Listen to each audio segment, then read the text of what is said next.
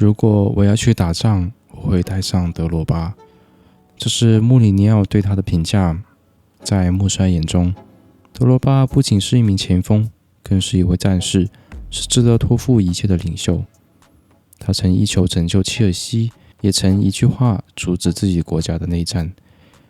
有人叫他魔兽，也有人叫他非洲刘德华。如果没有踢足球，他很可能只是个坐在办公室里的会计师。而他直到21岁才签下人生的第一份职业合同。被穆里尼奥发掘之后，他开启了一段不一样的传奇旅程。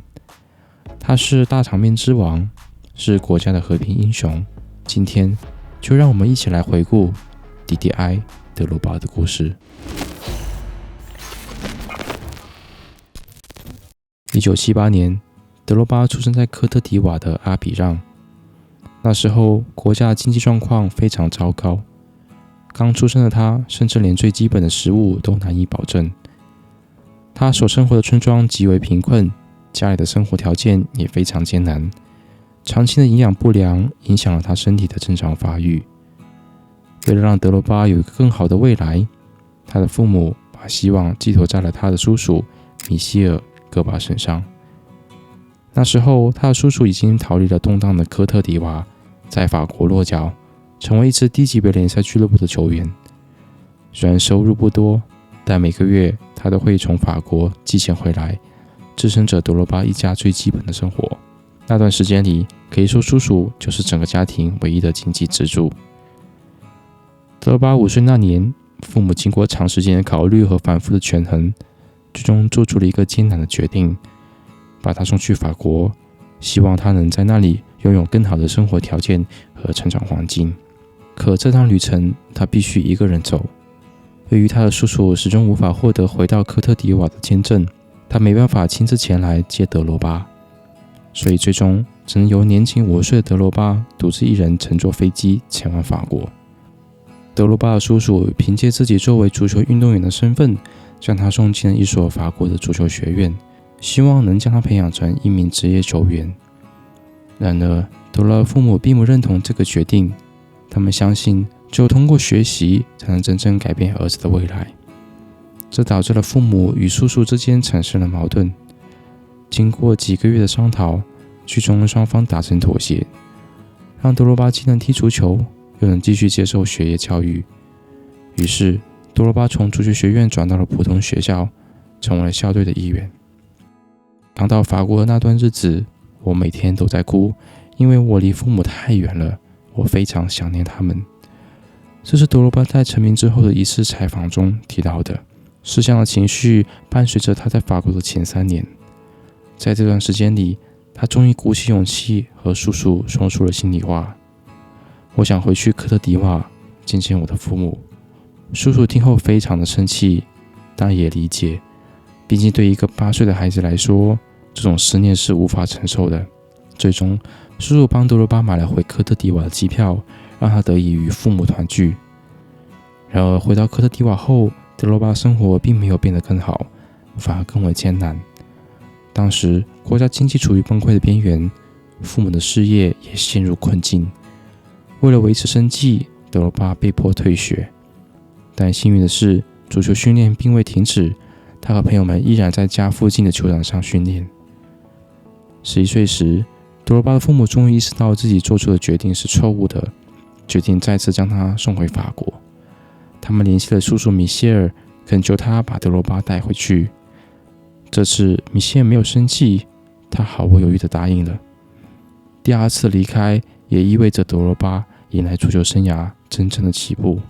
回到法国之后，叔叔米歇尔依然尊重德罗巴父母的意见，让他把学业放在首位。不过私下里，米歇尔亲自对他进行足球训练。那时候德罗巴的校队踢的是右后卫，离前锋还差得很远。15岁那年，他的父母和兄弟姐妹也从科特迪瓦搬来了法国，全家终于在异国他乡团聚。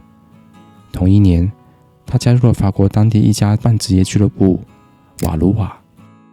他在青年队迅速展现出射门天赋，进球不断，不久就被提拔进了一线队。尽管足球表现越来越出色，但他此时还没有完全下定决心走上职业球员这条路。按照父母的期望，他进入大学主修会计专业，同时搬到了法国的勒芒。在那里，他加入了法语俱乐部勒芒队，一边踢球一边完成学业。在此之前，他从未接受过系统的青训培养，所以刚到勒芒的前2年，他经常因训练强度过高而受伤，很难适应高水平的比赛节奏。不过，这一切在他21岁那年发生了改变。那年，他拿到了会计学位，完成了父母交给他的人生任务。从那之后，他才终于把全部精力投入到足球当中。德罗巴的身体素质非常出色，比赛阅读能力也在不断提升。尽管21岁才开始接受系统训练，但他很快在法乙联赛中崭露头角。效力勒芒期间，他总共出场30次，大多数是替补上阵，但仍然打进了7球，表现优秀。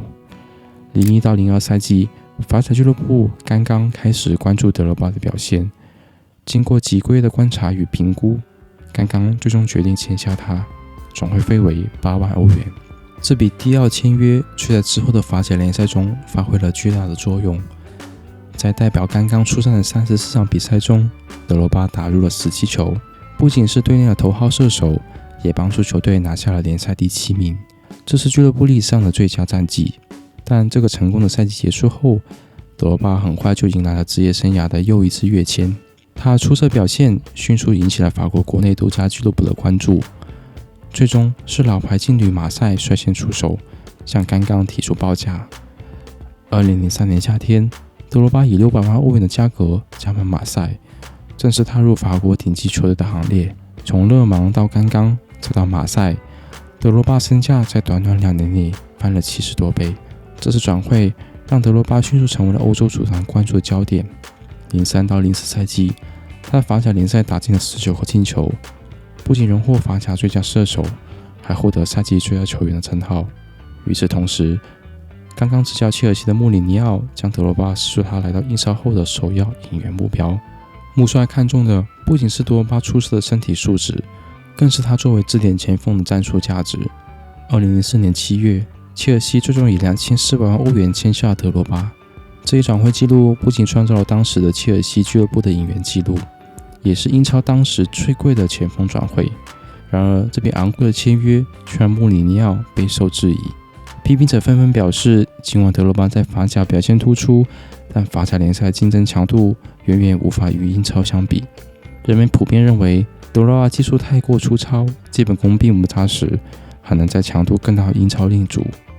面对这些质疑和批评，穆里尼奥从未动摇，他始终坚称德罗巴是我签下过最好的球员。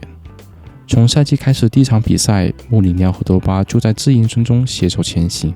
那一年，切尔西球迷都在盯着这个昂贵的非洲前锋，看他如何证明穆里尼奥的选择是错误的。但质疑并没有持续太久。2005年元旦，安菲尔德球场，利物浦在主场势头正盛，气势汹汹。比赛进行到第80分钟，德罗巴接到队友长传，用自己标志性的强壮身体击开防守球员，稳稳地将皮球送进利物浦的大门。1-0，切尔西在客场艰难地拿下关键3分。那场胜利是德罗巴在英超展现自己统治力的起点。最终的登顶时刻发生在2005年的4月30日。虽然那晚进球的并不是德罗巴，但整场比赛他作为球队的锋线支点，一直是挺住对手的防守压力，为队友创造了空间。随着中场哨声响起，切尔西取胜，提前锁定英超冠军。这距离上一次他们登顶已经过去了整整50年。从质疑到征服，他们只用了1个赛季。那个赛季结束后，穆里尼奥成了球迷口中的魔力鸟，德罗巴也彻底化身为叱咤英超的魔兽，而切尔西也从那一刻起正式开启了属于自己的时代。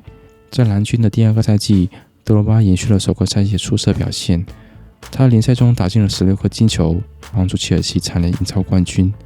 不仅在俱乐部发挥出色，他在国家队也展现了巨大的价值。虽然德罗巴只有在法国长大，但在选择国家队时，他义无反顾选择了出生地科特迪瓦。在2015年世界杯预选赛上，他用一个又一个进球带领科特迪瓦历史性的闯进了2006年德国世界杯决赛圈。然而，此时的科特迪瓦国内仍然战火不断，内战的阴影笼罩着整个国家。德罗巴挺身而出，带领国家队队友共同发表了一份和平声明，呼吁政府军和反政府武装停火对话。令人意外的是，这个来自足球运动员的声音，真的在几个月后促成了国内的和解与停火。凭借这一壮举，他被《时代》杂志评选为当年全球最具影响力的100人之一。从这一刻起，德罗巴不仅仅是一名球员，更成为了国家象征和英雄。无论是在球场内还是在球场外，他都体现出了一名领袖的担当和魅力，让切尔西的球迷以及科特迪瓦人民深深地爱上了他。从2004年加盟切尔西到2012年离开，德罗巴把自己职业生涯最巅峰的时光全部奉献给了蓝军。在这8年里，他帮助球队获得4个英超联赛冠军、4次足总杯冠军、3次联赛杯冠军，并且在2012年首次登顶欧洲，捧起了俱乐部历史上首座欧冠奖杯。然而，德罗巴在蓝军的日子并非总是一帆风顺。2007年，穆里尼奥由于与切尔西高层的矛盾，选择离开俱乐部。作为穆帅一手发掘的爱将，德罗巴也因此差点选择离队。随后上任的巴西籍主帅斯科拉里并不信任德罗巴，他身为巴西人，更偏爱细腻的技术型前锋，而德罗巴强壮的身体和稍显粗糙的脚下技术，并不能赢得斯科拉里的信任。在斯科拉里执教8年里，德罗巴仅仅获得2次出场机会，这让他感到非常沮丧，甚至萌生离开切尔西的念头。但幸运的是，斯科拉里的执教成绩非常糟糕，仅仅半年就草草下课。新任主帅到来，重新给德罗巴主力的位置和信任，这也使得他彻底打消了离开的念头，并在之后的几个赛季继续书写属于他的传奇故事。2012年离开切尔西之后，德罗巴短暂加盟了中国球队上海申花。也正是在中国踢球那段时间里，他得到了一个特别的称号——非洲刘德华。关于德华这个称号起源，其实流传着几个不同的版本。其中最广泛流传的一种说法是，因为德罗巴名字中带有德字，再加上他长相在黑人球员当中属于特别帅气的类型，而且他场外非常亲民，面对球迷总是带着亲切的笑容。这种特质与香港明星刘德华在粉丝中的亲和形象颇为相似，于是中国球迷便用德华来称呼他。虽然如今已经无从考证哪个版本才是真正的起源，但有一点可以确定，德罗巴给中国球迷留下的那种亲切和善的形象是实实在在的。不过，德罗巴在中超只待了短短的1个赛季，就匆匆离开了上海申花。他随后加盟了土超联赛，后来又短暂回到了切尔西。最终，他在美国度过了自己球员生涯的最后阶段，并在40岁时正式宣布退役。尽管他职业生涯起步相对较晚，但丝毫不影响他最终成为世界足坛的传奇。他是切尔西永远的传奇，是科特迪瓦的国家英雄，更是蓝军球迷心中永远的魔兽。以上就是德罗巴的故事。如果视频让你更加认识他，请点赞分享。这里是节目，我们下个视频见，拜拜。